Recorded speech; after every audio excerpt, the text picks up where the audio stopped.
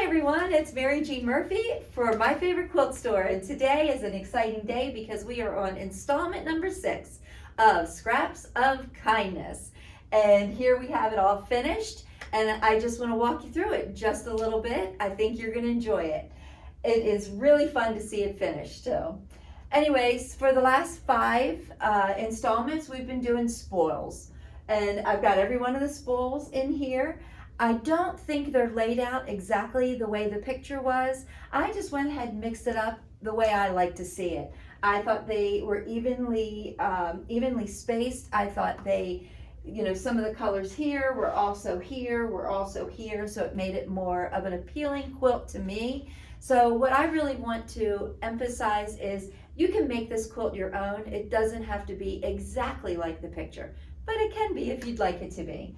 What we're adding this month are these strips. This would be the horizontal, kind of a horizontal sashing, and then the strips that go in between the blocks to make them like a stair step. As you see, they kind of graduate up, and that was kind of a neat thing to do because you weren't really matching a lot of seams, and I like that about this quilt. I did not have any trouble with this block being a little bigger than this block or this block being smaller. They all seem to be a very good size and they went together very easily. I want to tell you one thing, and this is very, very important. There is a mistake on page 1 within the cutting directions of Kim Diehl's instructions. In the pattern that we sent you, it says to cut a strips that are 2.5 by 14 inches. That is a typo. It should have been 2.5 by 4.5 inches. And that is for these bars right here, for these flying geese. I have corrected it in the cheat sheet cutting directions. So if you follow my cutting directions, it will be perfectly exactly the way you need it. If you follow her cutting directions, you're going to have a little bit of an issue. It's not the end of the world, but I do want to let you know that that is something that you do need to watch out for. So back to, it's the 2.5 by 14 is not correct. It's 2.5 by 4.5, and my instructions are correct. So follow along with my cheat sheet, and I think you'll have a lot of success. Anyway, it's only 7 fabrics. It's the 4 background neutrals, and they are mostly all cut 2.5. I do have you cut one 8.5 inch strip, and that just cuts all of these sashing, what you put the blocks together with, but it also allows you to cut this out of the same strip, and there is a 1.5 inch strip that will be cut also. And like I said, that's all in my cheat sheet instructions. You do need quite a bit of these 2.5 by 4.5s to make the flying geese that go around the outside. I think it really frames the quilt beautifully.